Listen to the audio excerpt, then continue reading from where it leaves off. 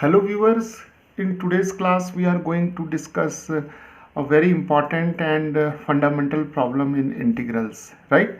And here we have to evaluate this integral that is from minus square root of 3 to infinity, and for the integrand we have 1 over 1 plus x times signum of x whole square, right? So here we'll solve this integral, and in order to evaluate this integral, what we have to do, we have to see the definition of this function, that is signum of x, right? So first we will simplify this integrand by making use of the definition of signum function, and then we will split this integral as a sum of two integrals, right? So let us start.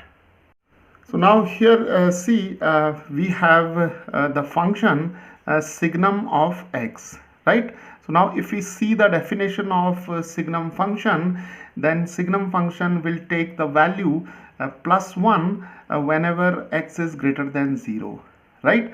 And signum of x will take the value 0 whenever x is 0, and signum of x will take the value minus 1 whenever x is less than 0, right? So in other words, we can also say that for all values of x which are greater than 0, it means for all the positive values, signum of x will take the value plus 1, right? And at x is equal to 0, this function is 0, and signum of x will have the value minus 1 for all negative values, right? Because here we have x less than 0, right? So we can also describe this function by taking this real number line. So here we have x is equal to 0, and all the values which lie towards the left of x is equal to 0 are less than 0, and here all the values are greater than 0, right? So let us start. So here we see that the limits of integration are from minus root 3 to infinity, right? So here we have this limit, that is the lower limit, it lies somewhere here, right? So here we have negative root 3, and here we have the upper limit, that is infinity, right? So what we will do, we'll break this integral as a sum of two integrals, right? So let us first call this integral as I. So we can now write I as I1 plus I2. Now for I1, we can write minus root 3 to 0, right? So when we take this interval, that is from minus root 3 to 0, all the values of x are less than 0, right? And when we go from 0 to infinity, then all the values of x are greater than 0, right? So here we have now two integrals. So the first one is from minus root 3 to 0, and the second one is from 0 to infinity, right? So when x belongs to 0 to infinity, then x is greater than 0, and in that case signum of x will take the value plus 1, right? And when x belongs to this interval, that is minus root 3 to 0, then obviously x is less than 0 in this interval, and signum of x will take the negative 1 value as per our definition, right? And at this point x is equal to 0, signum of x is having the value 0, right? So now we can write the first integral minus root 3 to 0, we have dx, and we have 1 plus x times here we have signum of x, so signum of x will be it would be minus 1 here, so we have minus 1, and here we have square, right? And in the second integral we have dx, and here we have 1 plus x times signum of x, so signum of x will take the positive 1 value here, so here we have positive 1, right?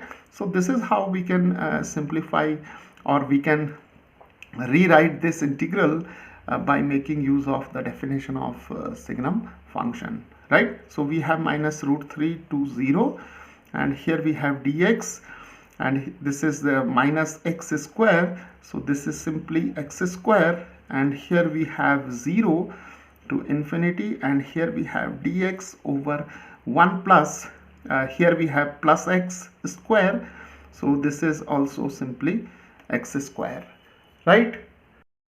So now to proceed further, here we'll make use of one standard result, that is integral of 1 over 1 plus y square is the tan inverse of y, right?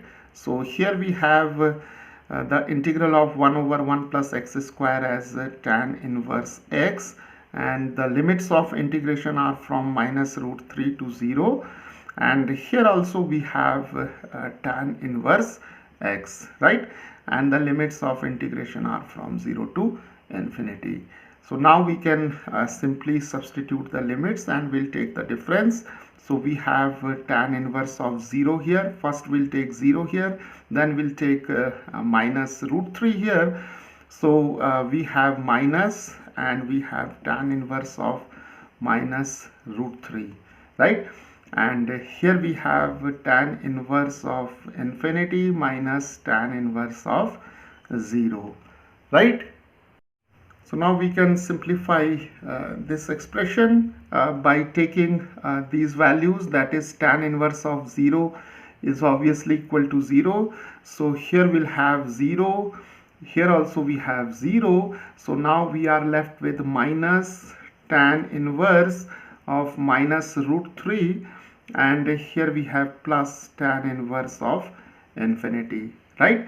And tan inverse of infinity is equal to pi by 2, and we know that from inverse trigonometric function, that is tan inverse of minus x is minus tan inverse of x.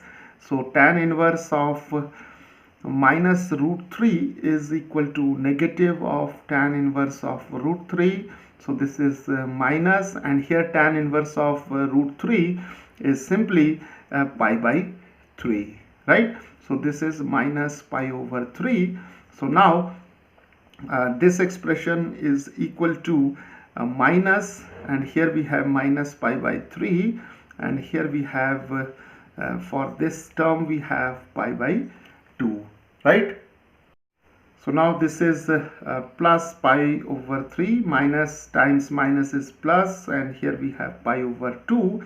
Now we can take the LCM. So here we have 6, and then we have 2 pi plus 3 pi. So that is equal to 5 pi over 6, right?